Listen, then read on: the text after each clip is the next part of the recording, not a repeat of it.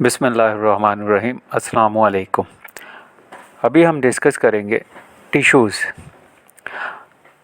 ऐसे group of sales जो कि सेम फंक्शन परफॉर्म करते हैं, they are called as tissues.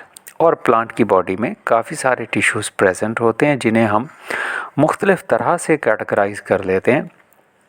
तो उनमें से दो कैटेगरीज़ तो हैं कि मेरिस्टेमेटिक टिश्यूज़ और परमानेंट टिश्यूज़।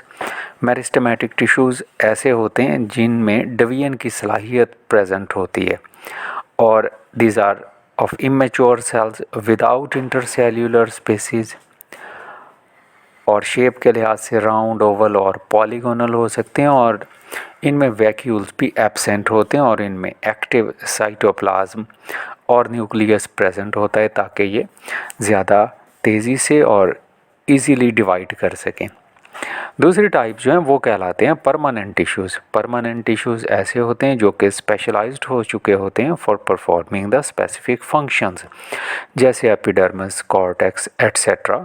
हम फर्दर इन्हें डिटेल में स्टडी करेंगे। तो फर्स्ट हम कुछ कॉन्सेप्ट यहाँ देखते हैं। एक है पैटर्न्स ऑफ डिवीजन, कि सेल्स जो हैं वो किस तरह से डिवाइड करते हैं। तो पैटर्न्स ऑफ डिवीजन के लिहाज से एक है पेरिक्लाइनल और एक एंटीक्लाइनल।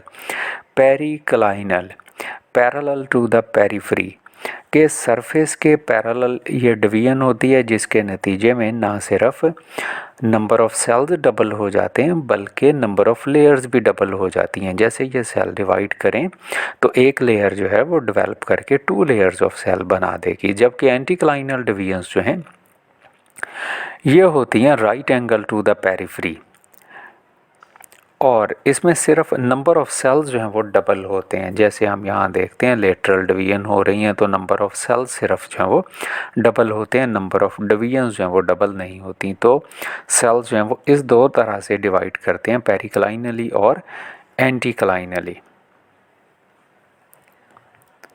तो फर्स्ट हम यहाँ डिस्कस करेंगे मेरिस्टेमेटिक टिश्यूज़। जैसा हमने कहा कि ऐसे सेल्स हैं जिनमें पार मौजूद है डिवीजन की, तो ऐसे सारे सेल्स कहलाते हैं मेरिस्टेम्स। हम इनको कैटेगराइज कर लेते हैं मुख्तलिफ क्लासेस में on the basis of their origin, plan of division, functions and their position. तो फर्स्ट वन है अकॉर्डिंग टू देयर पोजीशन, कि प्लांट में कहाँ पर प्रेजेंट हैं ये वाले, उस लिहाज से हम इन्हें 3 ग्रुप्स में डिवाइड कर लेते हैं। तो फर्स्ट वन है एपिकल मेरिस्टेम्स, जो कि अपाइसिस पर प्रेजेंट होते हैं। अपाइसिस या एपिक्स हम कहते हैं एक्सट्रीम एंड को, जैसे रूट एपिकल मेरिस्टेम्स हैं और शूट एपिकल मेरिस्टेम्स हैं जो अपाइसिस पर प्रेजेंट हैं। अब जब भी ये सेल डिवाइड करते हैं तो प्लांट को इलोंगेशन या प्लांट की लंबाई में इंक्रीज़ कर देते हैं या लेंथ में इंक्रीज़ करते हैं। तो ऐसी ग्रोथ जिसमें प्लांट की लेंथ इंक्रीज़ हो जाए, that is called as primary growth. तो apical meristems are responsible for primary growth of plant. दूसरी टाइप जो कि पोजीशन के लिहाज से है वो है इंटरकैलरी मेरिस्टेम्स। ये मैच्योर टिश्यूज़ के दरमियान में कहीं प्रेजेंट होते हैं और at the basis of internodes होते हैं ग्रासेस में, कि इंटरनोड को इलोंगेट करवाने का सबब बनते हैं। ऐसे ही थर्ड टाइप जो है वो है लैटरल मेरिस्टेम्स।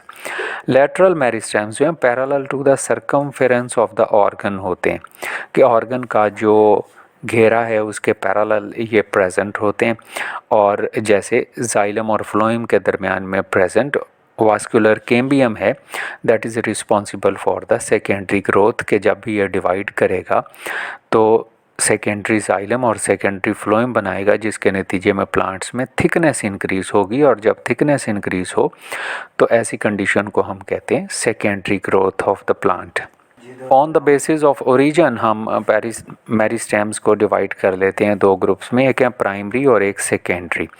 प्राइमरी मेरिस्टेम्स ऐसे होते हैं जो प्राइमरी बॉडी में प्रेजेंट हैं और रिस्पॉन्सिबल हैं इलोंगेशन ऑफ प्लांट काज करने के लंबाई के रुख पौधे को ग्रो करते हैं, जैसे एपिकल मेरिस्टेम्स की हमने एग्जांपल ली। दूसरे हैं सेकेंडरी।